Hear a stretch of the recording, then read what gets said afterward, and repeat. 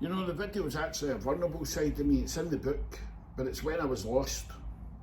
But also when I fell down when I was lost. I fell down multiple times. This book should actually be called that. It shouldn't be called the 1% Mindset book. It should be called Every Time I Got Up From Falling Down. I made myself a commitment with age 12, 13, 14 years of age. I quickly realised, analysing adults, that very few people understood who they were. So I made it my life business, and still do to this day, for 4 decades, to really understand what lies within.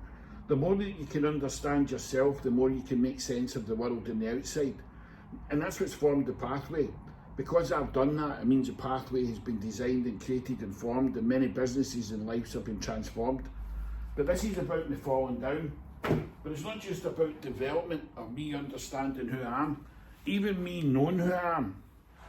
The question you've got to ask yourself is, has Stevie Kidd ever been lost? And the answer is yes. I know, because I'm not in the right frequency, I'm not vibrating in the right resonance. But rather than one day I woke up and just became consciously aware of how I felt, I started writing down the story and how I was telling the story, and it was demoralising. And I wanted to let go of everything. I wanted to destroy the story and reinvent who I was. And I went in a lay-by once and just wrote down the top 10 things, the hardest things in the world, and the top 10 things that I hated, that I viewed in the world. And running was number one. So we signed up for the marathon, the Great Wall of China Marathon, which is the unknown, unknown, unknown. And we set about it. But it was to take us to a brain resonance. A brain resonance of living in theta and gamma and even epsilon, which would allow me to see what I was to do next. And while doing that magical event, you pay attention to the people around about you. And I met this man, a man called Doug White. That's him doing the North Pole Marathon. And he could see in a terrace bar that there was something the matter with me, and I shared my soul with him, and he says, I'll help you once I return from my events. And we mapped out a 10-year strategy of endurance events.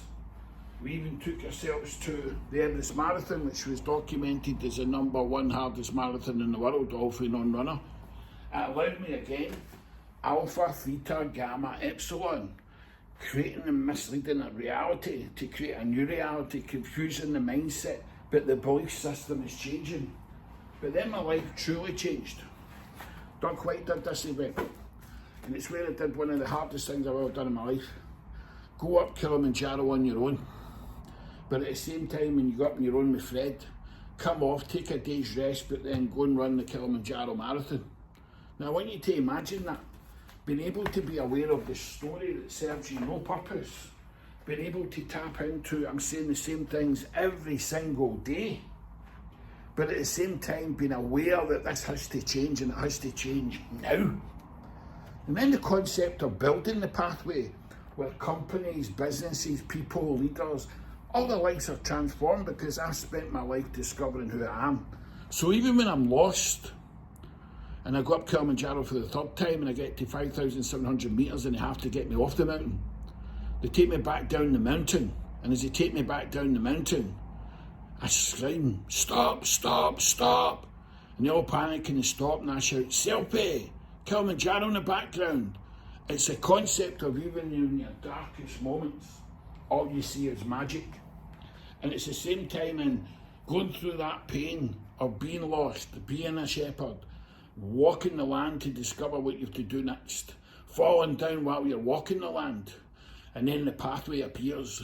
So you invent the pathway, which means that many, many people, and now to this moment in my life, I could say it's thousands of people, whether it's through reading the book, or whether it's working with people individually, or whether it's working with companies, where not just the leaders of the company benefit, everybody that's connected to them benefits. All because I'm paying attention to my story, my frequency, my vibration, but I'm paying attention to the end. What is the meaning that I want to give to life? But one of the things that I'm really in tune with is how I feel. And what I'm in tune with is my story, and the story that represents my whole life, in every area of my life. And that's what's important to me. So the concept is, and the message here is, we're all lost in life. We all fall down when we're lost. But if we can get back up, and if we can give a life meaning that it's about other people, and it's about giving back, we will lead a completely different life.